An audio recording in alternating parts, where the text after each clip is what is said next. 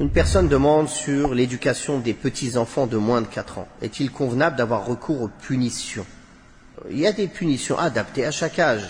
4 ans, c'est pas un enfant qui comprend beaucoup de choses. Donc la punition, ça va être, il comprend, mais ça va être, je sais pas, qu'il reste calme un instant assis sur quelque part, par exemple, pour qu'il se calme, pour essayer de lui faire comprendre. Ça va pas aller beaucoup plus loin que ça. C'est quelque chose d'adapté à sa compréhension et à son âge. Car le prophète sallallahu alayhi wa sallam nous a enseigné que pour la salat, qui est la chose la plus importante dans les actes, on appelle un enfant à prier à partir de 7 ans. C'est-à-dire avant on lui enseigne, il vient, il le fait avec nous comme ça pour s'amuser, il nous suit, mais on l'appelle, c'est-à-dire quand il a 7 ans, à chaque prière on lui dit « Viens prier ». C'est tout. Viens prier avec moi. Viens prier. Viens prier. À chaque prière. Ainsi de suite jusqu'à qu'il ait 10 ans. Si à 10 ans il ne prie toujours pas, quand on l'appelle à prier, il est permis de le corriger pour cela. Donc imaginez-vous pour salat, on n'a pas le droit de le corriger avant 10 ans. Donc ça veut dire qu'un enfant avant les 10 ans, il ne convient pas de le corriger. Et même quand on dit le corriger, c'est pas le maltraiter ou lui faire des bleus, c'est interdit. Une petite correction pour lui faire comprendre. L'objectif c'est pas le torturer. L'objectif c'est juste lui faire comprendre. Barakallahu fikum. Parce que les gens en correction, ça y est, je sais pas qu'est-ce qu'ils s'imaginent. L'objectif c'est une petite punition pour lui faire comprendre. Pour qu'il comprenne que c'est grave de ne pas venir prier. Bien qu'il n'est pas encore responsable de ses actes à 10 ans. Mais ça y est, à 10 ans, il faut que, maintenant on peut entrer dans les moyens d'éducation, la punition corporelle légère. Barakallahu fikum, légère. Non, qui ne marque pas, qui ne brise pas, qui ne, voilà. C'est interdit de frapper au visage, de frapper à la tête, de donner un coup qui laisse une marque, de donner un coup qui brise, ça, à n'importe quel âge c'est interdit. Mais c'est pour montrer que, même pour la salat, on n'a pas le droit de le faire avant 10 ans. Alors que dire pour autre chose? Mais ça ne veut pas dire qu'on ne peut pas lui expliquer, lui dire c'est pas bien, il faut pas faire ça, ou arrête de crier, ou etc. Et par exemple, s'il veut pas comprendre, on dit reste assis ici, jusqu'à que tu te calmes, par exemple. Faut pas céder, parce que c'est une mauvaise éducation de céder, de ne pas éduquer un enfant, de le laisser faire des caprices tout le temps, crier tout le temps, faire ce qu'il veut, demander ce qu'il veut. Il va continuer comme ça, il va grandir comme ça, il va être mal éduqué.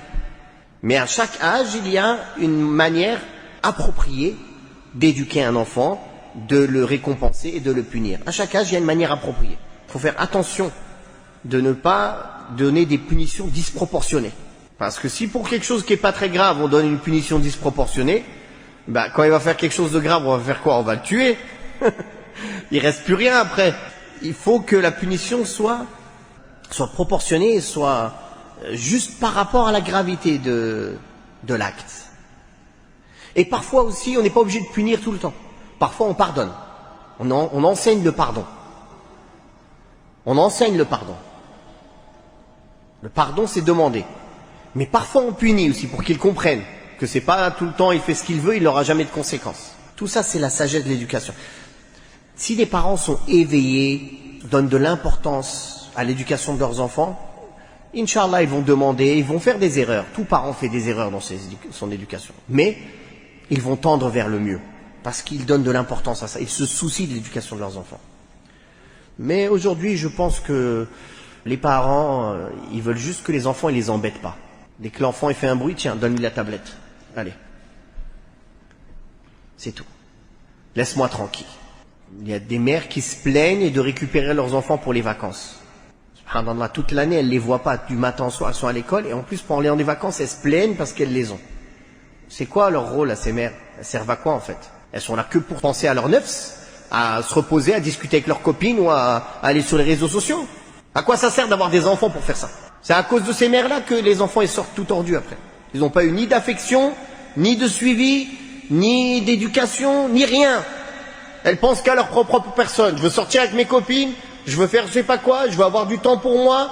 Non, ça y est, tes parents, c'est fini le temps pour toi. C'est les enfants d'abord. Père et mère. Après, tu prends un peu de temps pour toi quand tu peux.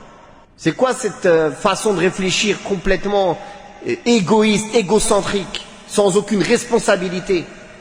C'est à cause de ça que les enfants aujourd'hui sont mal éduqués. C'est à cause de l'égocentrisme des parents. Ils pensent qu'à leur propre neuf, c'est tout. Comment je vais me balader, comment je vais me reposer, comment je vais parler avec mes copines, comment je vais aller sur les réseaux sociaux. Tout le reste, donne n'importe quoi à l'enfant. Parce que c'est ça, quand on leur donne les tablettes, là, c'est pire que la drogue, hein. On détruit leur cerveau, on détruit tout chez eux. Occupe-toi, joue avec tes enfants. Fais un jeu de construction avec tes enfants. Lis-lui une histoire. Sors jouer avec lui dehors, n'importe quel jeu. Passe du temps avec lui. C'est pas tu lui mets quelque chose dans les mains et tu te débarrasses de lui. Ça n'existe pas, ça. Barakallahu fikum. Donc, aujourd'hui, pour moi, les parents, la plupart, ils ont démissionné de leur rôle. Voilà pourquoi les enfants sont mal éduqués.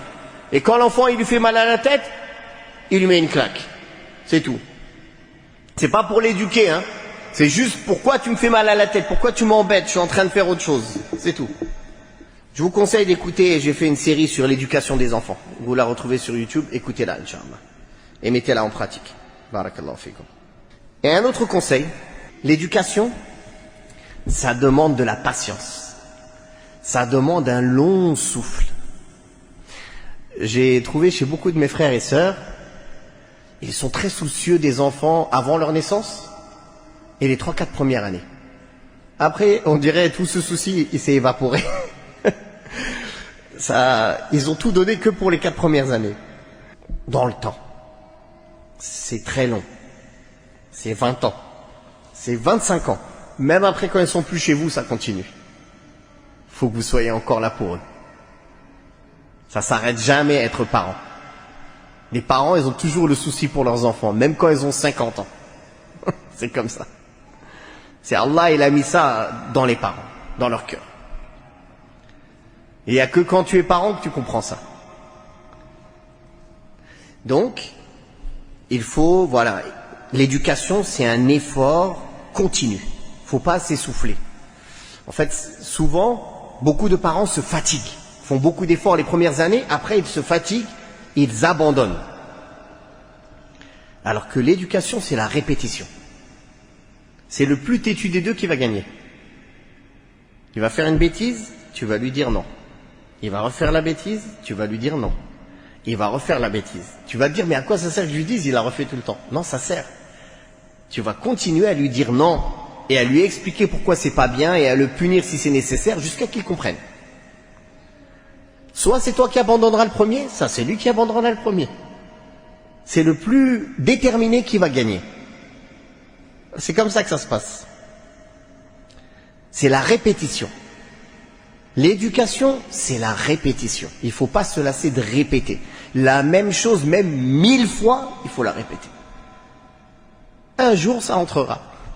Inch'Allah. Et demandez l'aide d'Allah. Barakallahu fikum. Il y a beaucoup à dire. Mais ça, c'est en réponse à la question, Inch'Allah.